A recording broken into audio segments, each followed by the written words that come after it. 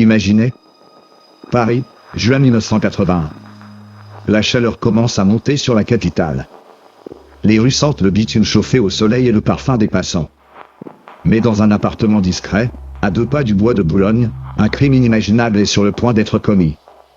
Un crime qui, 40 ans plus tard, hante encore les cauchemars de ceux qui osent plonger dans cette histoire. Son nom, Issei Sagawa. Son surnom, le cannibale de Paris. Sagawa n'est pas un criminel ordinaire. Né en 1949 à Kobe, au Japon, dans une famille riche et influente, il est l'image parfaite de l'étudiant modèle, en apparence. Derrière ses lunettes et son air timide, il cache une obsession qui le ronge depuis l'enfance. Une fascination morbide pour les femmes occidentales, grandes, blondes, au teint clair.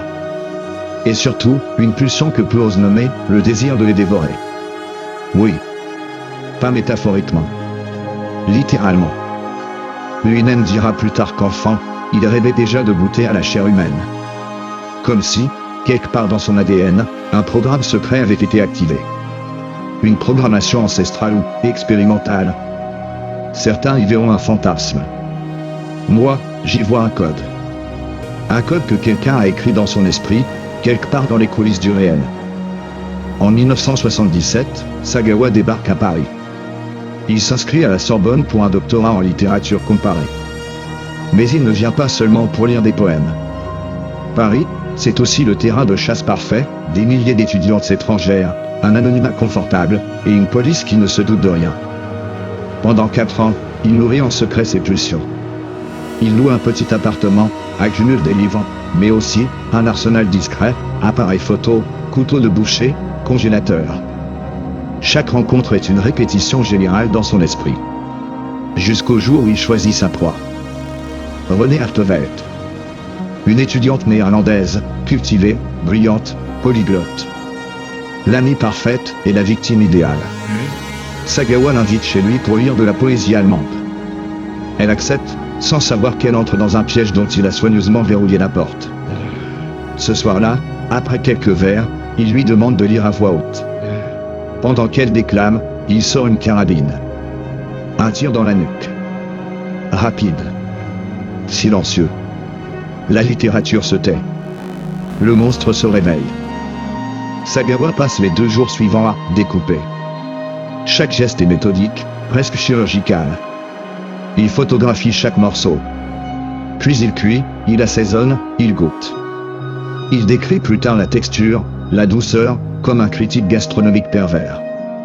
Certains extraits de ses propos sont si dérangeants qu'ils n'ont jamais été diffusés intégralement. Officiellement, du moins. Et c'est là qu'une question s'impose, mangeait-il seulement pour satisfaire une pulsion sexuelle? Ou bien, testait-il quelque chose? Une expérience biologique? Des rumeurs circulent encore, qu'il aurait été approché par des cercles occultes japonais, que la chair humaine aurait un rôle dans certains rituels interdits, mais personne n'ose creuser. Après 2 jours, il se rend compte qu'il doit se débarrasser du corps.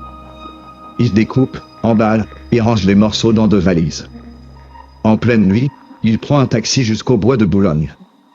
Mais le destin, ou la maladresse, intervient, un promeneur remarque du sang qui s'échappe d'une valise.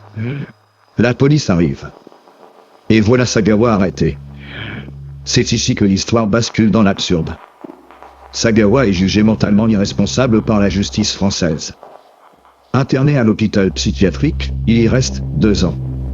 Puis, à la demande du Japon, il est extradé. Et là, surprise, au Japon, il n'existe aucune charge contre lui. Il est libéré. Libre.